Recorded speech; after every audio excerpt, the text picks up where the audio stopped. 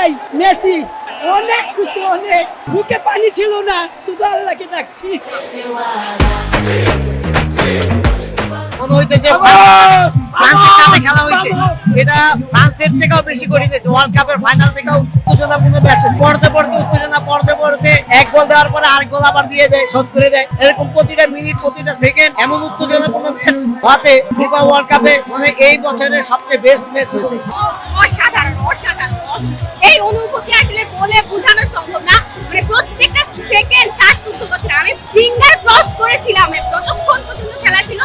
আর মনে হচ্ছে যে না, যতক্ষণ পর্যন্ত খেলা শেষ না হওয়া পর্যন্ত খুবই ভয়ানক ছিল, মানে বলা যাচ্ছিল না, আনপ্রেডিক্টেবল একটা খেলা ছিল। এবং কেপ ভার্দে দুর্দান্ত খেলেছে, দুর্দান্ত, তাদের গোলকিটা অসাধারণ, এটা বলতে হবে।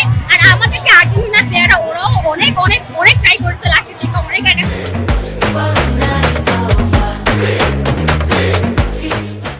অসাধারণ লাগতেছে আজকের ম্যাচটা। টিএসসি আজকে আর্জেন্টিনা দেখিয়ে দিয়েছে তারাও পারে। কেপ ভার্দে এত ভালো গোলকিপার, তারপরে কিন্তু হার মানেই নাই। মানে আর্জেন্টিনা দুর্ভাগ্য দেখিয়ে দিয়েছে। লিওনেল মেসি অল দ্য বে। সামনের যে ম্যাচগুলো আছে প্রত্যেকটা ম্যাচ আশা করি 2022 সালের মতো কাপগুলো জিতবে। আজকের অসাধারণ, যদিও আর্জেন্টিনা ম্যাচটা মাঝে মাঝে একটু থমকে দিয়েছে, ম্যাচের মাঝখানে কিন্তু থমকে যাওয়ার পরে কিন্তু ভালোভাবে সামনের দিকে এগিয়েছে। আর সেভেন আপনাদেরকে বলতে চাই, তোমরা সেমিফাইনালের জন্য রেডি থাকো। সেভেন আপ তোমরা রেডি থাকো সেমিফাইনালে। আমরা এসে গেছি, আমাদের বুকে কোনো ভয় নেই। যেখানে মেসি আছে, আমরা তো আর ব্যাপারে 100% আশাবাদী ছিলাম। গোলরক্ষক আমাদের আজকের খেলা থেকে মনে হইতেছে যেন 2022 এর ফুটবল বিশ্বকাপ আমরা আজকে খেলা উপভোগ করলাম। তবে ব্রাজিলের মতো আমরা প্রথম গোল খাইনি, আমরা গোল দিয়ে তারপরে গোল খাইছি। তবে ব্রাজিলেরা প্রথমে গোল খাইছে তারপরে শোধ করছে, অর্থাৎ আমরা এখনো ওদের থেকে আগে আছি। ওরা শুধু কাপ নিয়ে লাফাইতেছে।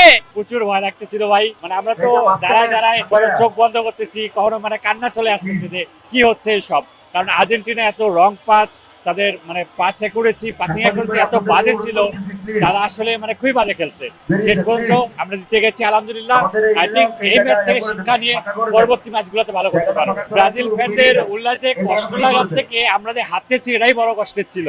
কারণ তারা তো উল্লাস করবেই, কারণ তারা রাউন্ড অফ 16 চলে গেছে আগেই। আর আমরা রাউন্ড অফ 32 থেকে বাদ করলে আসলে তাদের জন্য উল্লাসেরই বিষয়, এটা আমাদের কষ্ট লাগবে। কারণ এই টিমের সাথে আর্জেন্টিনার হারা এটা কোনো মানা যায় না। আজকে অনেকগুলো চান্স পাইছিল, যেগুলো অনেক সুন্দর সুন্দর চান্স, অনেক সুন্দর কর্নার করছিল। তো ফিনিশিংটা আর্জেন্টিনা 3 থেকে 4 বার দিতে পারে না, নাইলে খেলাটা হয়তো আরো আগে শেষ হয়ে যাইতো। দর্শকগুলো এত মন, আমি দাঁড়াইছিলাম, কিছু দর্শক তো এই কেপ ভার্দের গোলকিপারে প্রচন্ড পরিমাণে করতেছে যে ওরে ফাউল করে ফেলা, কিন্তু চাচ্ছিলাম দ্রুত জিতুক আর আর্জেন্টিনা জিতুক, এটাই মন থেকে যাচ্ছিলাম। খেলাটা অসাধারণ খেলা হয়েছে। নকআউট খেলাগুলো এরকমই হওয়া উচিত। আসলে 90 মিনিটে খেলা শেষ হয়ে গেলে খেলাটা ভালো লাগে না, একতরফা খেলা হয়ে যায়। তো নকআউট খেলাগুলো এরকমই হওয়া উচিত। আসলে ভাই আজকে খেলাটা 19-20 ছিল, যে কারণেই দিন হইতে পারতো, কিন্তু লাস্ট মোমেন্টে আর্জেন্টিনা গোলটা দিয়ে দিছে। আলহামদুলিল্লাহ ভালো, কারণ ভালো দলই জিতছে। দিন শেষে ফুটবলটা ভালো হোক এটাই আশা করি।